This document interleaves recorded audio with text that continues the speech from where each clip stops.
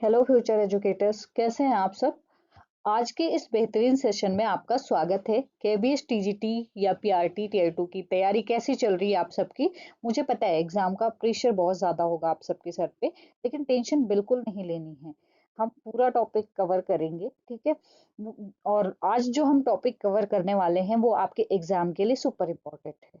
और साथ ही जब आप असली क्लासरूम में पढ़ाएंगे तब भी ये आपकी बहुत मदद करेगा। अब स्क्रीन पर जरा देखिए, इतना बड़ा भारी भरकम सा टॉपिक लिखा हुआ दिखाई दे रहा होगा आप सभी को, है ना। अब आप सोच रहे होंगे कि इसको कैसे पढ़ेंगे, बहुत भारी भरकम सा शब्द है। तो ये जो टॉपिक है इसको देखकर घबराने की जरूरत नहीं है, ठीक है। इसे हम बिल्कुल रटेंगे नहीं, बल्कि एक रियल लाइफ एग्जाम्पल की तरह समझेंगे। चलिए मान लेते हैं एक सिचुएशन, ठीक है। इमेजिन कीजिए कि आपकी क्लास में दो बच्चे हैं। एक बच्चे को हियरिंग इम्पेयरमेंट है और दूसरे बच्चे को ऑटिज्म है।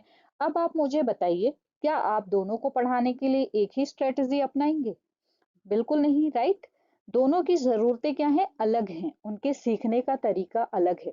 बस यही तो है हमारा डिसेबिलिटी स्पेसिफिक इंटरवेंशन, जिसकी हम इसमें बात करने वाले हैं। यानी बच्चे की डिसेबिलिटी और उसकी जो कैपेसिटी है उसके हिसाब से अपनी टेचिंग में बदलाव करना। इस पूरे टॉपिक में हम यही सीखेंगे कि अलग अलग डिसेबिलिटी के लिए हमारे पास कौन कौन से अप्रोचेस और टेक्निक्स होने चाहिए। और हाँ, इसमें एक बहुत मजेदार चीज जुड़ी है, यूज ऑफ टेक्नोलॉजी, ठीक है। मतलब आज का जो जमाना है वो डिजिटल है। मान लीजिए आपकी क्लास में कोई विजुअल इम्पेयर्ड बच्चा है, तो आप उसे ऑडियो बुक्स या स्क्रीन रीडर का इस्तेमाल करवाएंगे। ये टेक्नोलॉजी उनका जीवन कितना आसान बना देती है ना। उसके बाद स्लाइड के आखिर में तो बहुत ही प्यारे शब्द लिखे हैं, peer meditated and cooperative learning. इसका सिंपल सा मतलब है बच्चों का आपस में एक दूसरे की मदद करना। जैसे क्लास में हमने बड़ी सिस्टम बना दिया, एक बच्चा जो किसी कॉन्सेप्ट को जल्दी समझ गया वो अपने दोस्त की मदद कर रहा है। जब बच्चे आपस में सीखते हैं तो लर्निंग का जो मजा होता है वो दोगुना हो जाता है और बच्चे की हेजिटेशन खत्म हो जाती है। तो क्या आप सब तैयार हैं इन सारी स्ट्रेटजी को डिटेल्स में समझने के लिए? अगर हाँ तो जल्दी से कमेंट्स में रेडी लिख दीजिए। और चलिए शुरू करते हैं हमारी अगली स्लाइड से। तो दोस्तों, पिछले इंट्रोडक्शन के बाद अब आपके मन में ये सवाल जरूर आ रहा होगा कि आखिर आज के इस सेशन में हम पढ़ने क्या क्या वाले हैं। तो चलिए सस्पेंस खत्म करते हैं, एक नजर डालते हैं हमारे आज की विषय सूची पर, यानी कि इंडेक्स पर। आज के हमारे मेन हीरो हैं ये हमारे आज के 7 टॉपिक, ठीक है। तो सबसे पहले नंबर पर है डिसेबिलिटी स्पेसिफिक इंटरवेंशन, यानी कि दिव्यांगता विशिष्ट हस्तक्षेप। इसे ऐसे समझिए कि हर ताले की जो चाबी होती है वो अलग होती है ना। उसी तरह हर बच्चे की डिसेबिलिटी के हिसाब से उसे पढ़ाने और सपोर्ट करने का जो तरीका होता है वो भी अलग होता है। वो स्पेसिफिक चाबी क्या है वो हम इसमें सीखेंगे। दूसरे नंबर पर आता है टाइप्स ऑफ इंटरवेंशन, यानी कि हस्तक्षेप के प्रकार। मतलब हमें बच्चे को कैसी मदद देनी है, क्या उसे पढ़ाई में मदद चाहिए या किसी थेरेपी की जरूरत है। तीसरा पॉइंट जो है अप्रोच, यानी कि दृष्टिकोण। एज अ स्पेशल एजुकेटर बच्चे को सिखाने के लिए हमारा नजरिया और रास्ता क्या होना चाहिए, ये हम यहाँ डिटेल से समझेंगे। चौथे नंबर पर आती हैं टेक्निक्स, यानी कि शिक्षण विधियां या शिक्षण रणनीतियां भी इनको बोल सकते हैं। ये वो जादुई ट्रिक्स हैं जिन्हें अपनी क्लासरूम में इस्तेमाल करेंगे हम। जैसे बच्चे को खेल खेल में सिखाना या किसी एक्टिविटी के थ्रू समझाना। पांचवा पॉइंट जो है वो मेरा फेवरेट है, यूज ऑफ टेक्नोलॉजी, यानी तकनीकी का उपयोग। आज के जमाने में स्मार्ट क्लास, ऑडियो बुक या स्पीच टू टेक्स्ट ऐप हम कैसे हमारे स्पेशल बच्चों के लिए किसी वरदान से कम नहीं है, ये हम रियल लाइफ एग्जाम्पल के साथ देखेंगे। छठे नंबर पर है पीयर मेडिटेटेड लर्निंग, यानी कि सहपाठी सहायता। जब एक बच्चा अपने ही क्लासमेट या दोस्त के साथ कोई टॉपिक सीखता है तो उसे कितना मजा आता है। दोस्तों के साथ सीखना हमेशा आसान होता है, यही है सहपाठी सहायता। और आखिर में है सातवां पॉइंट कोऑपरेटिव लर्निंग, यानी कि सहयोगात्मक अधिगम। Team work makes the dream work. जब बच्चे एक ग्रुप में मिलकर एक दूसरे की ताकत बनकर कोई काम करते हैं तो उसे कोऑपरेटिव लर्निंग कहते हैं। दोस्तों ये सारे टॉपिक्स आपके KBS TGT PRT special educated tier 2 exam की सिलेबस की जाने, यहाँ से सीधे सीधे क्वेश्चन बनते हैं। तो आज हम इन सभी को एक एक करके बहुत ही आसान भाषा में डिकोड करेंगे। और हाँ, आगे पढ़ने से पहले अगर आपको ये सेशन हेल्पफुल लगा है तो अभी के अभी वीडियो को लाइक करें, अपने दोस्तों के साथ शेयर करें और चैनल को सब्सक्राइब जरूर कर लें, ताकि आपके एग्जाम की तैयारी में कोई कमी ना रह जाए। चलिए बिना किसी देरी के शुरू करते हैं अपने पहले टॉपिक से। तो चलिए दोस्तों, अब हम आ गए हैं अपने सबसे पहले और सबसे इम्पोर्टेंट टॉपिक पर। स्क्रीन पर देखिए, यहाँ पर लिखा हुआ है डिसेबिलिटी स्पेसिफिक इंटरवेंशन, साथ ही ब्लिंक कर रहा है कॉन्सेप्ट अलर्ट। यहाँ पर आपको कॉन्सेप्ट अलर्ट दिखाई दे रहा होगा। एग्जाम में अक्सर इस शब्द को देखकर स्टूडेंट कंफ्यूज हो जाते हैं, लेकिन आज के बाद आप कभी इसे नहीं भूलेंगे। स्लाइड में इसका अर्थ बिल्कुल सिंपल शब्दों में लिखा है कि किसी विशेष प्रकार की दिव्यांगता वाले बच्चों की जरूरत के अनुसार शिक्षा और प्रशिक्षण देना। ठीक है, तो यहाँ पर इसे किताबी भाषा से बाहर निकाल कर एक रियल लाइफ एग्जांपल से इसको समझते हैं। मान लीजिए कि आप एक स्कूल में स्पेशल एजुकेटर हैं। आपकी क्लास में दो बच्चे हैं, एक है राहुल जिसे विजुअल इम्पेयरमेंट है और दूसरा है अमित जिसे एडीएचडी है। ठीक है, अब आप खुद सोचिए, क्या आप राहुल और अमित को एक ही तरीके से पढ़ा सकते हैं? बिल्कुल नहीं ना। राहुल को पढ़ाने के लिए आपको क्या करना पड़ेगा? ब्रेल बुक्स, 3D मॉडल्स या ऑडियो बुक्स की जरूरत पड़ेगी। वहीं अमित के लिए आपको अपने टीचिंग में मोमेंट्स ब्रेक, यानी कि बीच बीच में उसे उठाकर एक्टिविटी करवाना पड़ेगा और छोटे छोटे टास्क इसमें शामिल करने पड़ेंगे। राहुल के लिए जो तरीका काम कर रहा है वो अमित के लिए नहीं करेगा। इसी को कहते हैं डिसेबिलिटी स्पेसिफिक इंटरवेंशन, मतलब जैसी दिव्यांगता वैसी ही हमारी रणनीति। यही बात हमारी स्लाइड की दूसरी लाइन भी कह रही है कि हर दिव्यांगता के लिए अलग अलग रणनीतियां जो हैं और सहायता की अलग अलग आवश्यकता होती है। ठीक है, आपके KBS TGT PRT special educator tier 2 exam में सीधे सीधे से इसी कॉन्सेप्ट से केस स्टडी वाले क्वेश्चन आते हैं, जहां आपको पहचानना होता है कि किस बच्चे के लिए कौन सा इंटरवेंशन बेस्ट है। तो इस कॉन्सेप्ट को अपने दिमाग में अच्छे से सेट कर लीजिए। अगर आपको ये कॉन्सेप्ट एकदम शीशे की तरह क्लियर हो गया है तो फटाफट वीडियो को लाइक करें और अपने दोस्तों के साथ शेयर करें। इस चैनल को सब्सक्राइब करना बिल्कुल ना भूलें, ताकि ऐसे ही मजेदार क्लासेस आपको मिलते रहें। तो चलिए बढ़ते हैं अपने अगले और मजेदार टॉपिक की तरफ। समझ में आ गया ना डिसेबिलिटी स्पेसिफिक इंटरवेंशन? बिल्कुल क्रिस्टल क्लियर। तो दोस्तों, अब हम जो बात करने वाले हैं, हम थ्योरी से निकलकर थोड़ा प्रैक्टिकल दुनिया में आने वाले हैं। अभी हमने पढ़ा कि हर डिसेबिलिटी के हिसाब से जो रणनीति होती है वो अलग होनी चाहिए। तो अब इस स्लाइड में हम देखेंगे कि आखिर जो वो स्ट्रेटेजी है वो क्या है।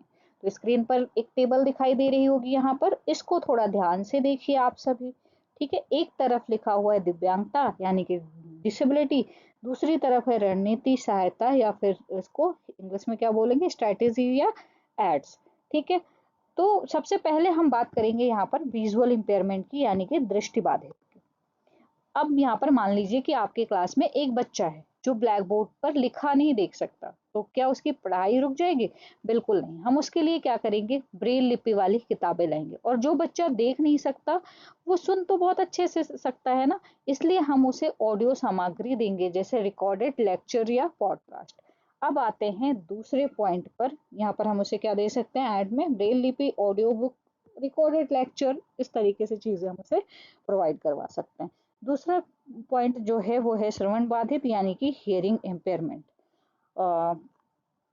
एक बच्चा जिसे सुनने में कठिनाई है, उसके लिए आप लेक्चर में चिल्ला चिल्ला कर पढ़ाएंगे तो नहीं ना, इससे उसको कोई फायदा नहीं होगा।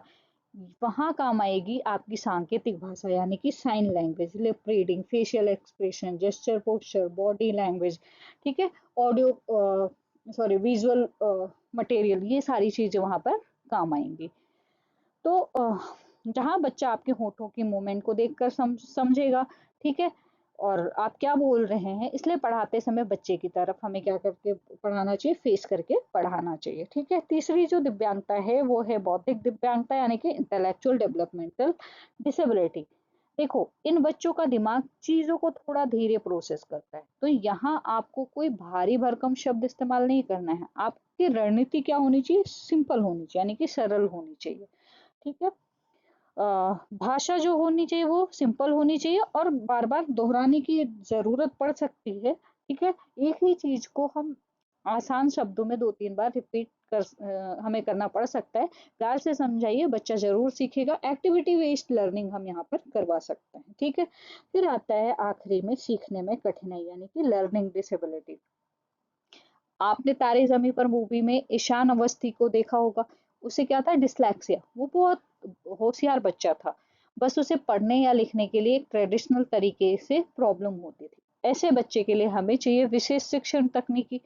ठीक है, जैसे मल्टी सेंसरी अप्रोच, जहां वो छूकर, देखकर और करके सीख सके, और उन्हें थोड़ा सा अतिरिक्त अभ्यास यानी कि एक्स्ट्रा प्रैक्टिस और आपका बहुत सारा सपोर्ट चाहिए। ठीक है, तो यहाँ पर हम कैसे सिखा सकते हैं, एक तो मल्टी सेंसरी अप्रोच से सिखा सकते हैं। ठीक है, दूसरा विशेष शिक्षण तकनीकी, और एक्स्ट्रा हम प्रैक्टिस करवा सकते हैं एक्स्ट्रा टाइम देके। ठीक है दोस्तों, ये टेबल आपकी KBS, TGT, PRT, special educator, TI 2 exam के लिए किसी संजीवनी बूटी से कम नहीं है। डायरेक्ट क्वेश्चन आते हैं यहाँ से। अगर आपको ये सारे कॉन्सेप्ट एकदम क्रिस्टल क्लियर हो गए हैं तो कंजूसी बिल्कुल मत कीजिए। प्लीज वीडियो को अभी के अभी लाइक करें और दोस्तों के साथ शेयर करें, और हाँ, चैनल को सब्सक्राइब जरूर कर लें ताकि आपकी कोई भी क्लास मिस ना हो। चलिए अब देखते हैं इन सब चीजों को अपनी क्लासरूम में और कैसे मजेदार बना सकते हैं हमारी अगली स्लाइड में। तो दोस्तों, अभी तक हमने समझा कि इंटरवेंशन क्या होता है और इसकी जरूरत क्यों है। अब जरा स्क्रीन पर इस माइंड मैप को देखिए। यहाँ पर एक माइंड मैप दिख रहा होगा आप सभी को। ठीक है, ये आपके KVS, TGT, PRT, special educator tier 2 exam का एक बहुत ही स्कोरिंग टॉपिक है। टाइप्स ऑफ इंटरवेंशन, यहाँ पर हम क्या कंप्लीट करने वाले हैं, टाइप्स ऑफ इंटरवेंशन यानी कि हस्तक्षेप के प्रकार। सबसे पहले सबसे जरूरी जो है प्रारंभिक इंटरवेंशन, यानी इसका जो मतलब है छोटी उम्र में पहचान। ठीक है, प्रारंभिक इंटरवेंशन का मतलब क्या है, छोटी उम्र में पहचान और सहायता। ठीक है, मान लीजिए एक 2 साल का बच्चा है जो आवाज देने पर पलटकर नहीं देखता या आई कांटेक्ट नहीं करता। एक अवेयर पेरेंट्स या टीचर होने के नाते आप 6 साल का इंतजार तो नहीं करेंगे, है ना। अरे स्कूल जाएगा तो सीख लेगा, ऐसा तो नहीं सोचेंगे। आप तुरंत उसे डॉक्टर या स्पेशल एजुकेटर के पास ले जाएंगे। जितनी जल्दी पहचान उतनी जल्दी सुधार। यही क्या है, यही है अर्ली आइडेंटिफिकेशन या अर्ली अर्ली आइडेंटिफिकेशन और इंटरवेंशन। क्लियर है।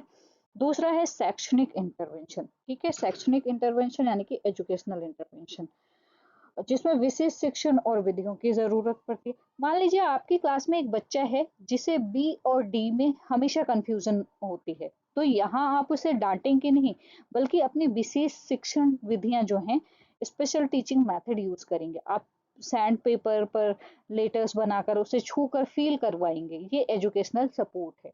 तीसरा पॉइंट जो है बिहेवियरल इंटरवेंशन यानी कि व्यवहार सुधारना।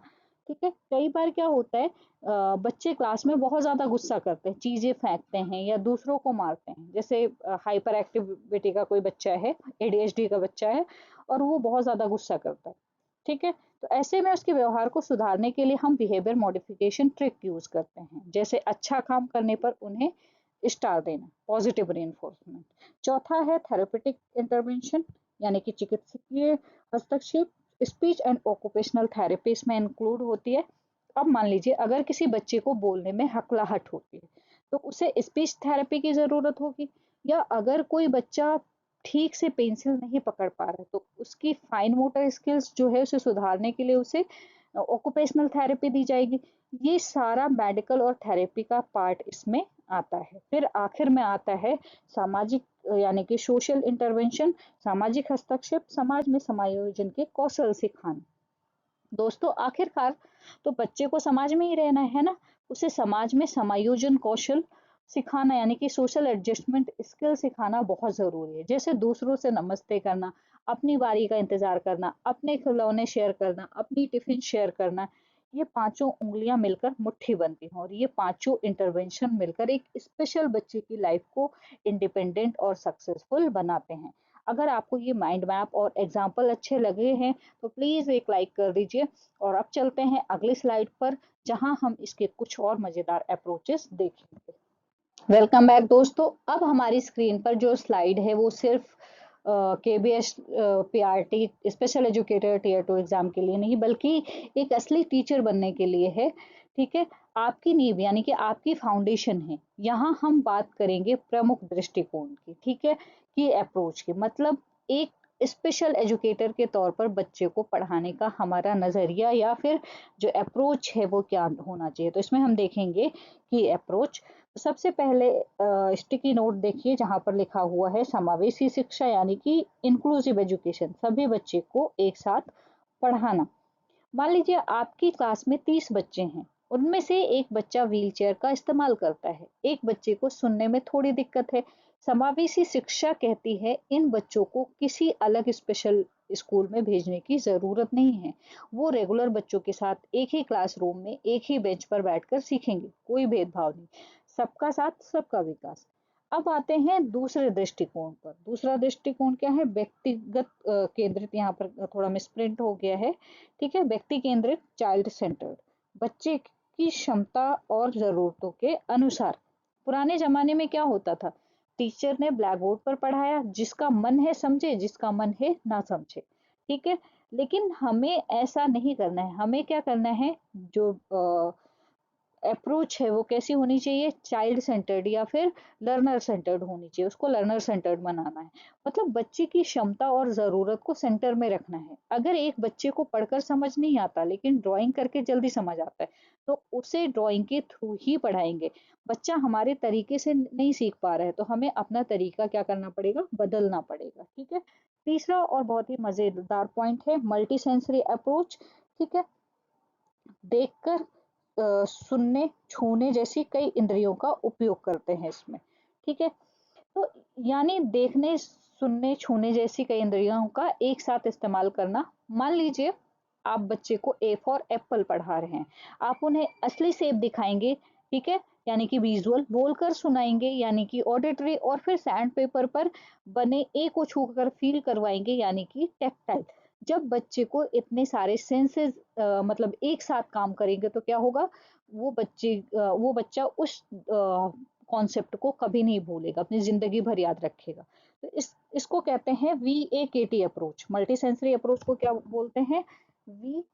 VAKT, ठीक है। इससे पहले मैं इस पर चर्चा कर चुकी हूँ। बी फॉर विजुअल होता है, ए फॉर ऑडिटरी, के फॉर काइनेस्थेटिक और टी फॉर टेक्टाइल। देखकर, सुनकर, एक्टिविटी करके और टच करके, ठीक है। इस तरीके से हम उसको सिखा सकते हैं। चौथा जो है हमारा आखिरी अप्रोच जो है फंक्शनल अप्रोच यानी कि कार्यात्मक अप्रोच, इसको बोलते हैं जीवन में उपयोगी कौशल सिखाना। इसका सीधा सा मतलब क्या होता है? जीवन में उपयोगी कौशल सिखाना।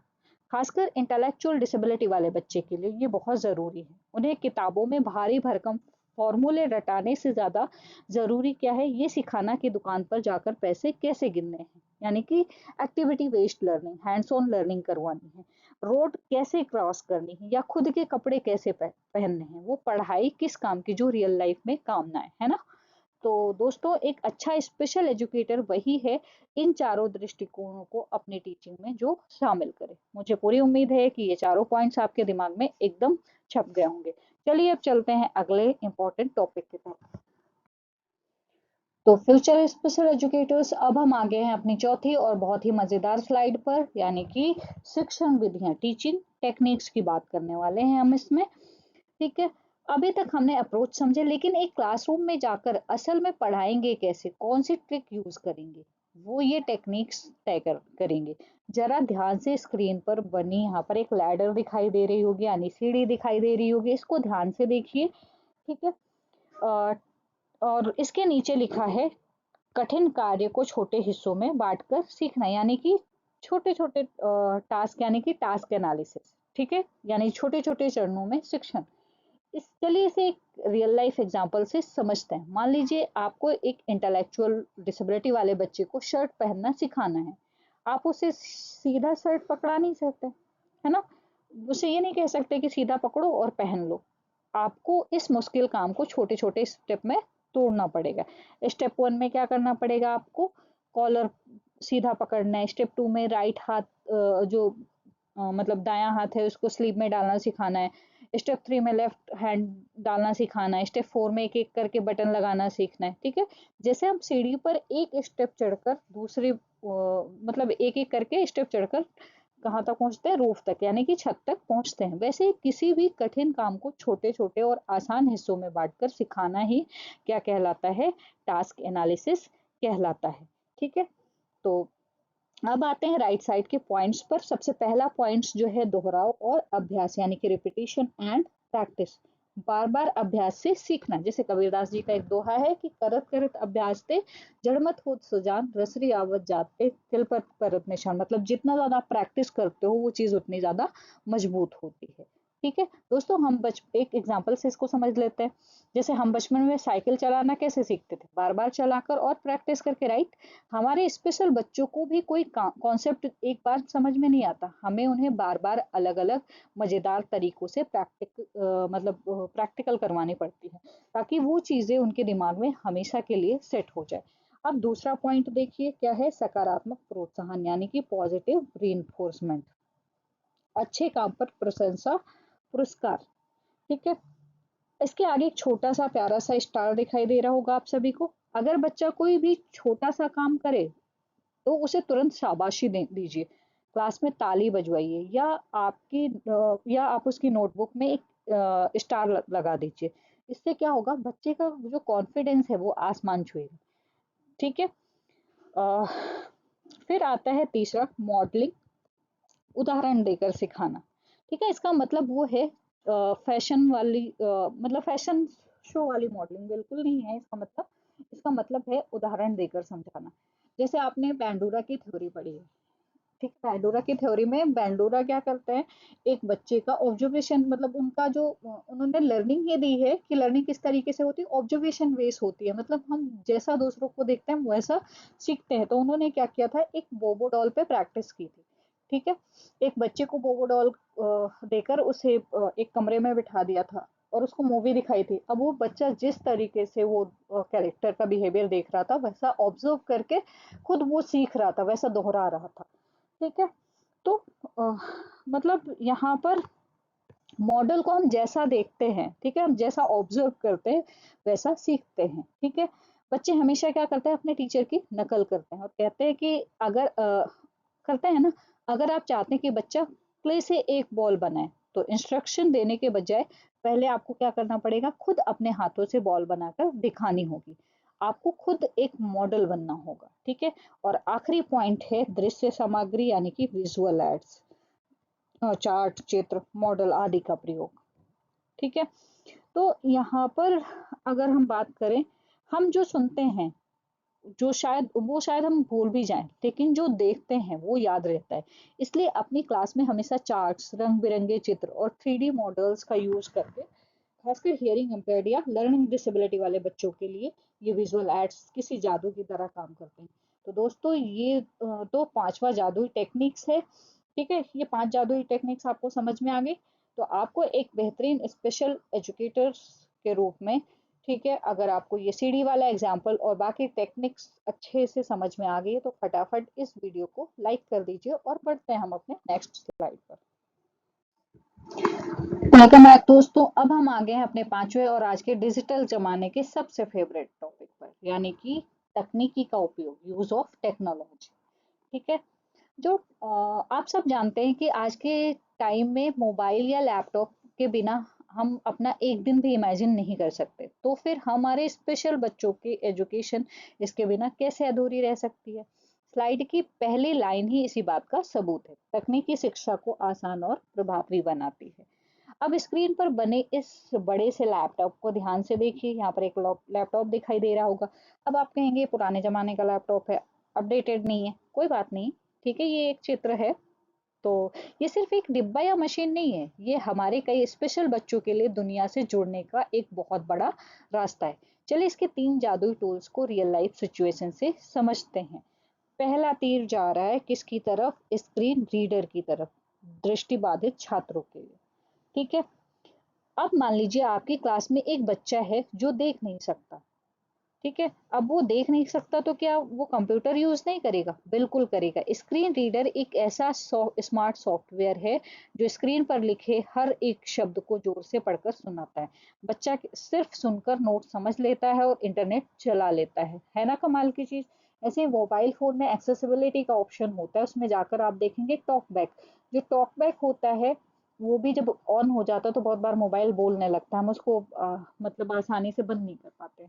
अब उसको यूज करने के लिए हमें क्या करना होता है? डबल टैप करना होता है। जब आप डबल टैप करते हैं ना तो वो चीज अपने आप ही चलने लगती है, मतलब हम उसे आसानी से चला सकते हैं। तो वो होती है विजुअल इम्पेयरमेंट के लिए। ठीक है, यहाँ तक क्लियर है।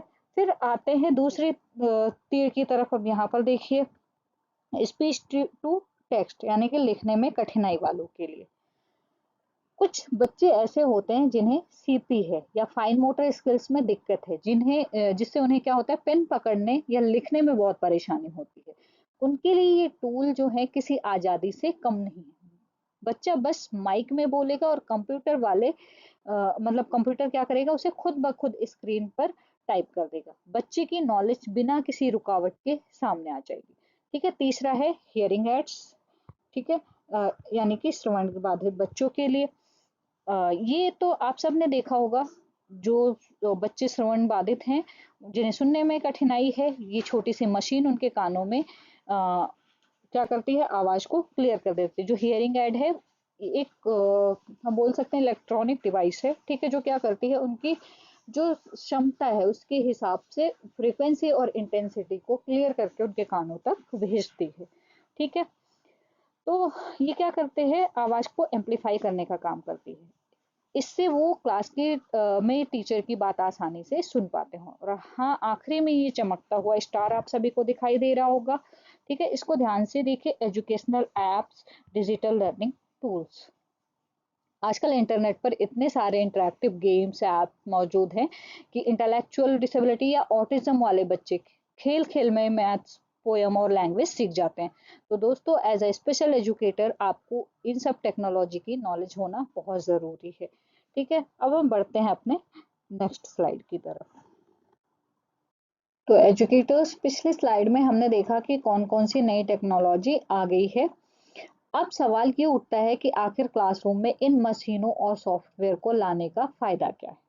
तो चलिए स्क्रीन पर देखते हैं तकनीकी के लाभ, यानी कि benefits of teach sorry technology. यहाँ पर टीच नहीं है, टेक्नोलॉजी है। ठीक है, तो यहाँ पर हमारे पास बहुत ही शानदार 3 पॉइंट्स दिए हुए हैं। सबसे पहले इस हरे वाले टिक को ध्यान से देखिए। ठीक है, सीखने में रुचि बढ़ती है, यानी कि इंक्रीज इंटरेस्ट इन लर्निंग। अब आप ही इमेजिन कीजिए कि एक बच्चे को आप ब्लैक एंड व्हाइट किताब पकड़ा दें और दूसरे को वही पोयम एक कलरफुल एनिमेशन वाले वीडियो में दिखाएं। बच्चा किस में ज्यादा मजा लेगा? जाहिर है एनिमेशन वाले में, है ना। स्मार्ट क्लास, कलरफुल विजुअल्स और एजुकेशनल ऐप्स से क्लासरूम की बोरिंग पढ़ाई क्या होगी, एकदम गेम जैसी इंटरेक्टिव हो जाएगी। बच्चे खुद आगे बढ़कर सीखना चाहेंगे। ठीक है, दूसरा पॉइंट है जानकारी आसानी से समझ में आती है। यानी कि यहाँ पर मान लीजिए कि आप बच्चे को सोलर सिस्टम या कोई साइंस का कॉन्सेप्ट समझाना है आपको, खासकर इंटेलेक्चुअल डिसेबिलिटी या लर्निंग डिसेबिलिटी वाले बच्चे को। ठीक है, यहाँ पर सिर्फ लेक्चर आप सुनाकर उनको नहीं समझा सकते, है ना। इसके लिए आपको क्या करना पड़ेगा? लेकिन जब वो स्क्रीन पर असली 3D मॉडल्स जब आप उनको दिखाएंगे या वीडियो देखते हैं तो इससे क्या होता है, वो मुश्किल कॉन्सेप्ट उनके दिमाग में तुरंत फिट हो जाता है, कॉम्प्लेक्स चीजें एकदम सिंपल बन जाती है उनके लिए। अब तीसरा और सबसे पावरफुल पॉइंट आता है, स्वतंत्र रूप से सीखने में मदद मिलती है। दोस्तों, स्पेशल एजुकेशन का सबसे बड़ा गोल ही यही है, हमें बच्चे को इंडिपेंडेंट यानी कि आत्मनिर्भर बनाना है। अब अगर कोई विजुअल इम्पेयर्ड बच्चा अपनी मनपसंद कहानी पढ़ना चाहता है तो उसे किसी टीचर या पेरेंट्स का इंतजार नहीं करना पड़ेगा, वो आकर उसे पढ़कर सुनाए। ठीक है, वो अपना स्क्रीन रीडर या ऑडियो बुक ऑन करेगा और खुद पढ़ लेगा। ये जो आज़ादी है ना, ये सिर्फ और सिर्फ तकनीकी ही दे सकती है। ठीक है, अगर आपको ये तकनीकी के फायदे बिल्कुल रियल लाइफ एग्जाम्पल के साथ क्लियर हो गए हैं तो बिल्कुल देरी मत कीजिए, इस वीडियो को अभी लाइक कीजिए। ठीक है, चलिए अब अपनी तकनीकी के बाद हम चलते हैं बहुत ही प्यारे कॉन्सेप्ट की तरफ, जहां बच्चे एक दूसरे से सीखते हैं। तो एजुकेटर्स, टेक्नोलॉजी की दुनिया से बाहर निकलकर अब हम बात करने वाले हैं उस तरीके की जो दुनिया का सबसे पुराना और असरदार तरीका है। स्क्रीन पर देखिए, हमारा जो छठा पॉइंट है वो है सहपाठी सहायता, यानी कि पीयर मेडिटेटेड लर्निंग। अब जरा आप अपने स्कूल के दिन याद कीजिए। कई बार ऐसा होता था ना कि टीचर ने ब्लैक बोर्ड पर मैथ्स या कोई मुश्किल सवाल समझाया और वो हमारे सर के ऊपर निकल गया हो। तब हम टीचर्स से पूछने से डरते थे, है ना? और धीरे धीरे अपने बगल वाले दोस्त को कूनी मारकर कहते थे, यार ये कैसे हुआ, जरा इसे समझा दे। अब जैसे ही हमारा दोस्त अपनी कैजुअल सी भाषा में वो कॉन्सेप्ट समझाता था, हमारे दिमाग की बत्ती तुरंत जल जाती थी, है ना? बस दोस्तों, यही पीयर मेडिटेटेड लर्निंग जो है, स्लाइड पर लिखी लाइन में यही कह रही है। छात्र अपने सहपाठियों की मदद से सीखते हैं। ठीक है।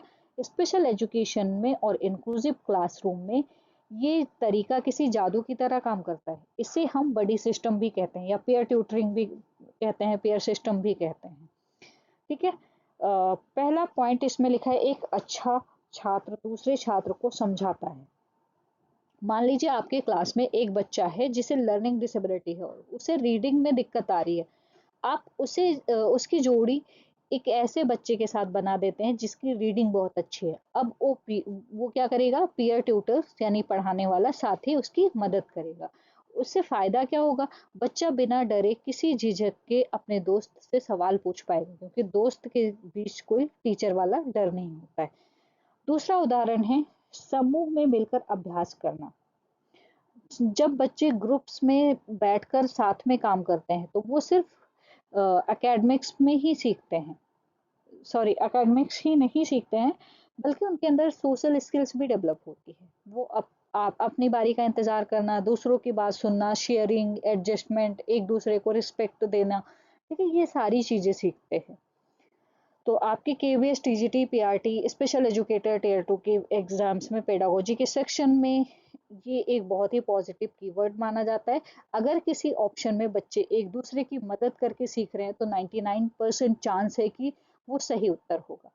क्या आपको भी स्कूल का कोई ऐसा दोस्त याद आ गया जिसके एग्जाम से एक रात पहले आपको, जिसने क्या किया है, एग्जाम से एक रात पहले पढ़ाकर आपको पास करवाया? अगर हाँ तो उसके नाम पर इस वीडियो को तुरंत लाइक करें। ठीक है, चलिए अब बढ़ते हैं हमारे आखिरी और बहुत ही मजेदार टॉपिक की तरफ।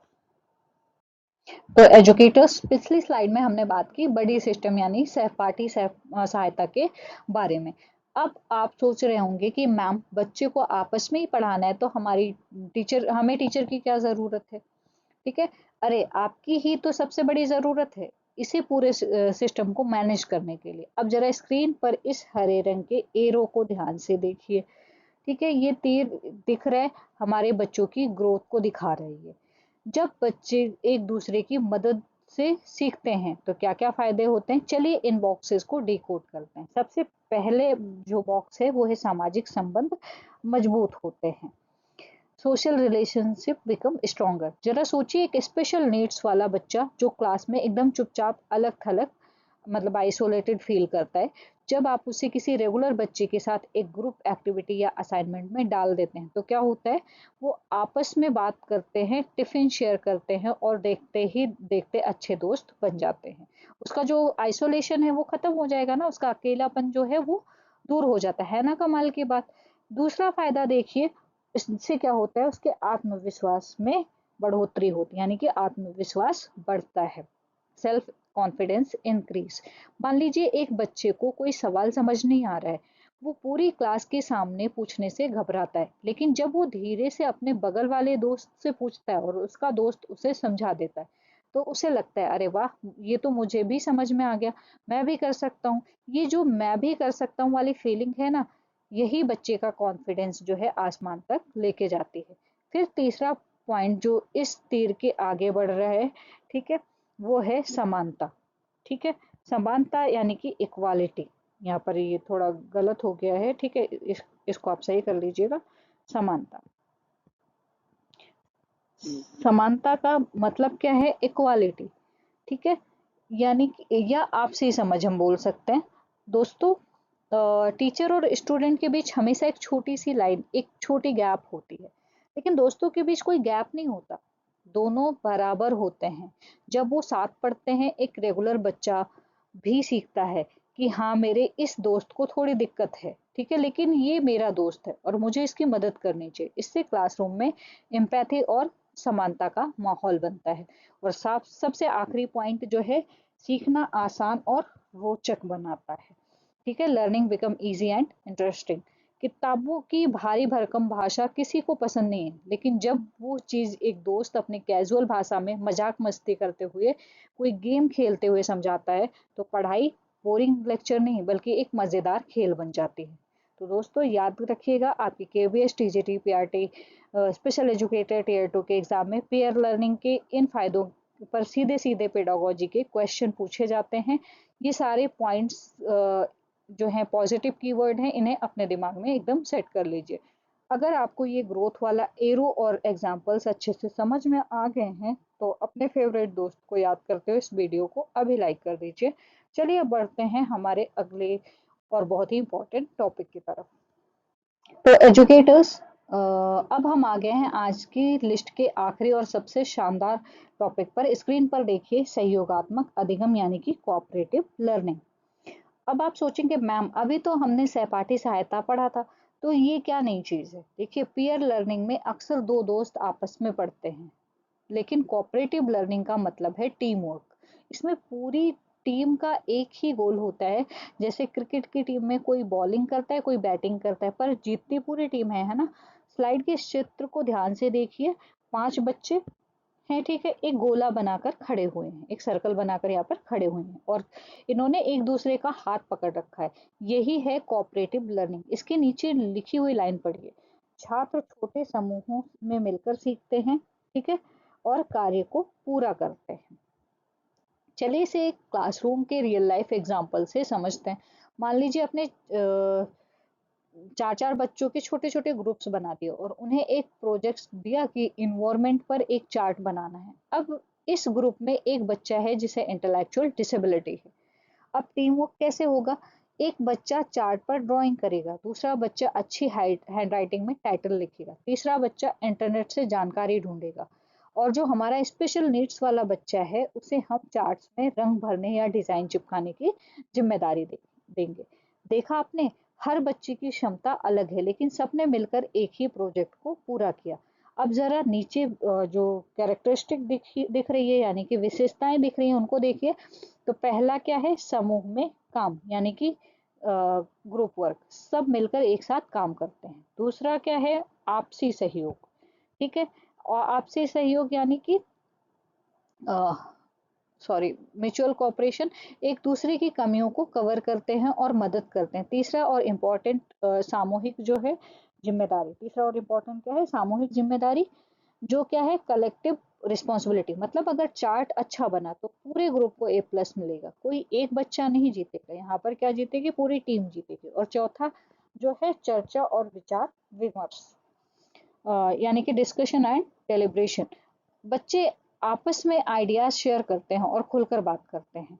तो मुझे पूरी उम्मीद है कि आज की ये सातों टॉपिक्स आपको एकदम कहानी की तरह समझ में आ गए होंगे। अब इसके बेनिफिट्स देख लेते हैं अगले स्लाइड पे चल के।